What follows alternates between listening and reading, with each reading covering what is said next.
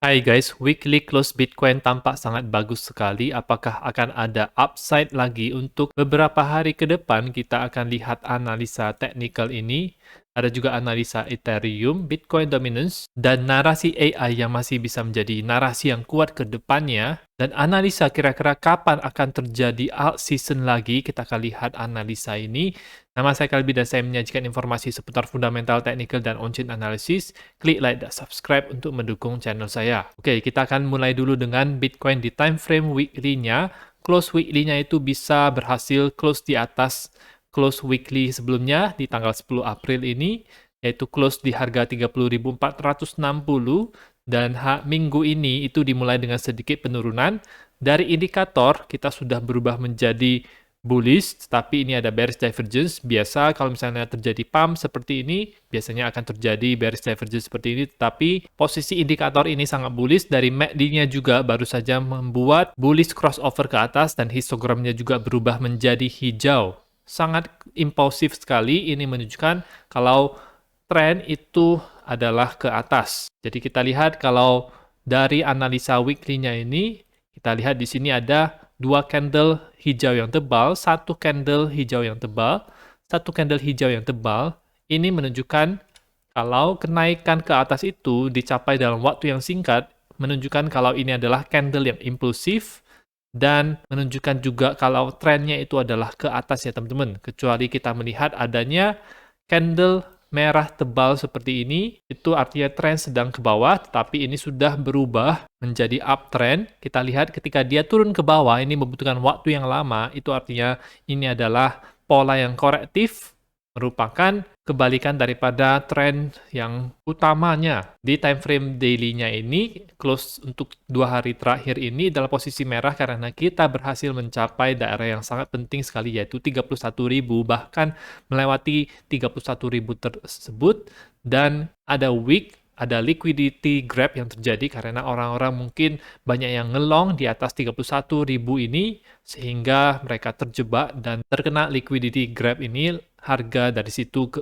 bawah. Ada dot merah di sini, posisi RSI juga dalam posisi overbought, tetapi ini masih dalam tahapan bullish ya teman-teman. Lagi pula di time frame weekly-nya itu mulai bullish lagi. Di time frame 4 jamnya ini saya bisa katakan kalau dalam posisi bearish, yaitu dalam jangka pendeknya ini dalam posisi bearish. Menurut hemat saya, untuk beberapa hari ke depannya dia akan sideways dulu di daerah sini. Jadi karena sudah lakukan pump selama minggu kemarin, minggu ini bisa akan sideways terlebih dahulu untuk menunjukkan apa langkah selanjutnya, apa pola yang akan dibuat oleh Bitcoin selanjutnya. Dari situ kita bisa menilai apakah akan ada potensi upside lagi ke atas atau tidak ya teman-teman. Untuk Ethereum sendiri, kalau kita lihat di time frame weekly-nya, ini juga bagus seperti Bitcoin, tetapi tentu saja tidak sekuat Bitcoin.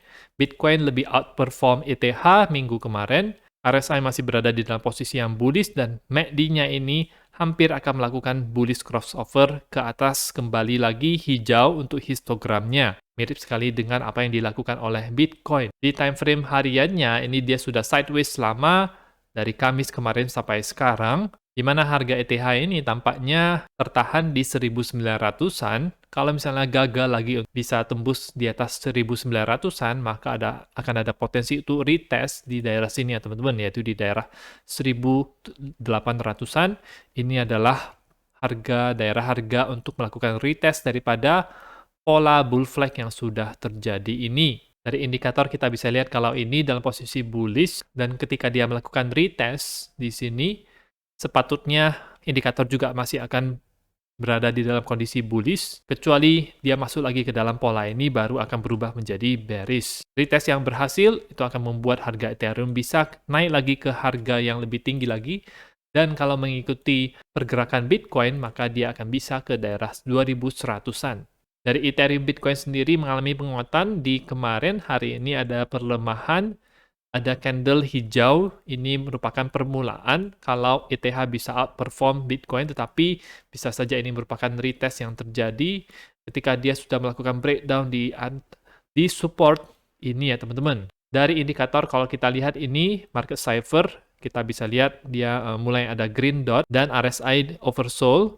MACD masih mengarah ke bawah, jadi belum terkonfirmasi bullish untuk ETH Bitcoin. Untuk Bitcoin dominance juga ini masih dalam posisi naik, meskipun kemarin itu ada penurunan sedikit, tetapi tidak terlalu signifikan, masih dalam posisi yang kuat untuk Bitcoin dominance, belum ada pembalikan arah. Tetapi kalau kita lihat untuk di real Bitcoin dominance yang tanpa ETH-nya, maka dari tanggal 20 Juni itu terjadi perlemahan real Bitcoin dominance, artinya altcoin selain ETH itu mengalami penguatan yang lebih cepat dibandingkan dengan Bitcoin. Kita bisa lihat di sini kalau ini grafiknya itu mulai menurun ya teman-teman. Kita akan pantau terus apakah ini adalah awal mula daripada alt season atau tidak.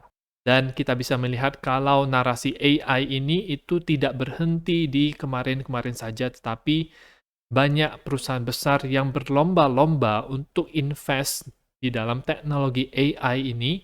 Contohnya adalah perusahaan telekomunikasi Korea Selatan, KT, akan menginvest sebesar 5,3 miliar dolar ke dalam AI sampai tahun 2027, di mana jasa atau service yang akan mereka sajikan itu bervariasi dari edukasi sampai ke robotika ya teman-teman. Amazon juga baru-baru ini memunculkan berita kalau mereka akan menginvest 100 juta dolar di generative AI. Unit cloud daripada Amazon atau dikenal sebagai AWS sedang membuat solusi 100 juta dolar untuk mengejar ketinggalannya dengan Microsoft dan Google di market generative AI. Ini akan menghubungkan ahli-ahli AI di Amazon dan ahli machine learning dengan klien yang ingin membuat aplikasi berbasis AI. Generative AI-nya itu bisa membuat berbagai konten seperti audio, coding-codingan, gambar, teks, simulasi, dan video-video. Amazon juga baru-baru ini meluncing Bedrock, sebuah solusi AI yang memungkinkan customer-nya membuat model seperti ChatGPT. Mereka juga akan meluncurkan Titan yang memiliki dua model fondasi yang baru yang dikembangkan oleh machine learning Amazon. Bullish untuk AI secara jangka panjang ya teman-teman, dan ini ada potensi ke koin-koin kripto bernarasi AI karena beberapa koin tersebut itu memang dari awalnya itu ada unsur AI-nya. Ada beberapa koin AI yang saya bisa berikan kepada teman-teman seperti Render, Ajix, Pet, Ocean, ini adalah koin-koin AI yang bagus. Kemudian ada GRT atau Graph Protocol yang tidak disebutkan di kategori ini oleh CoinGecko. Itu juga ada hubungannya dengan AI. Jadi 5 koin tersebut itu bisa menjadi pilihan atau koin-koin blue chip narasi AI ya teman-teman. Yang pasti secara jangka panjang menurut saya ini bisa naik dengan market cap yang masih di bawah 1 miliar dolar untuk masing-masing koinnya ini. Menurut saya potensi ke atas itu besar ya teman-teman. Dan sekarang kita akan melihat analisa orang lain mengenai kapan kira-kira alt season ini akan terjadi.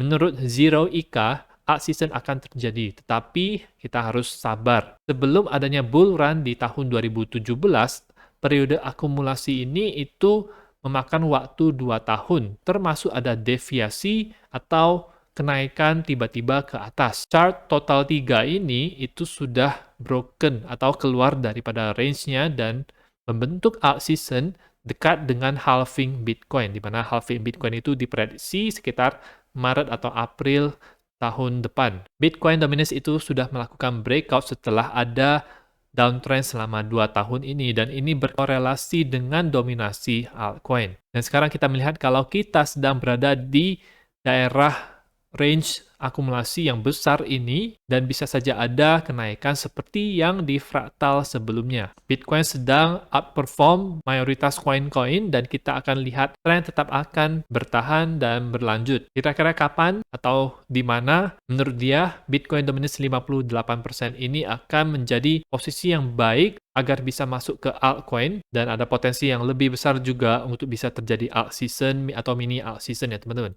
Kalau kita lihat di sini, di 2019-2020 ini ada daerah akumulasi untuk altcoin dan ada deviasi yang terjadi, jadi dia breakout keluar daripada zona ini, tetapi balik lagi ke sini, dan ini mungkin untuk terjadi sekarang, di mana posisi total 3 ini itu dalam posisi yang lebih dekat ke bawah, dan ada potensi deviasi yang bisa terjadi dalam 1 atau 2 bulan ke depan. Habis itu akan terjadi sell off ke bawah dan masuk lagi ke masa-masa akumulasi. Kalau kita lihat total tiganya ya teman-teman, posisi sekarang kita sedang berada di sini, dan kalau misalnya kita mengikuti fraktal yang terjadi di tahun 2019-2020 ini, maka akan ada masa-masa di mana dia seakan-akan melakukan breakout ke atas daripada zona akumulasi ini, tetapi dari situ rupanya terjadi sell off dan turun ke bawah lagi, harga altcoin balik lagi ke bawah, baru di 2020 ini baru dia mulai naik yang sebenarnya. Nah, posisi sekarang kita juga mirip sekali dengan yang ada di sini, di mana ada potensi untuk deviasi terjadi, jadi posisi kita lebih dekat dengan bottom daripada di atas. Kita lihat kalau ini adalah garis support yang cukup jelas untuk market cap total 3 ini. Dan menurut Zero IK ada potensi untuk deviasi terjadi seperti ini, habis itu bisa sell off ke bawah seperti ini. Menariknya adalah di time frame weekly ini ada green dot yang muncul ya teman-teman. Jadi ini adalah pertanda awal, bukan pertanda konfirmasi bullish, hanya pertanda awal saja kalau misalnya ada kemungkinan pembalikan arah itu bisa terjadi setelah kita turun terus dari April sampai Juni sekarang ya teman-teman. RSI juga ini kita lihat belum berada di atas 50 dan untuk MACD-nya masih mengarah ke bawah. Dari money flow ini juga masih dalam merah, tetapi kalau misalnya dia berubah menjadi hijau, maka ini akan sangat baik sekali untuk total 3 altcoin market cap. Akan saya pantau terus dan update mengenai ini karena ini adalah peluang cuan buat kita ya teman-teman. Itu saja untuk informasi pada video kali ini, semoga bermanfaat. Teman-teman bisa dukung channel saya dengan mengklik like dan subscribe, dan nantikan video saya selanjutnya.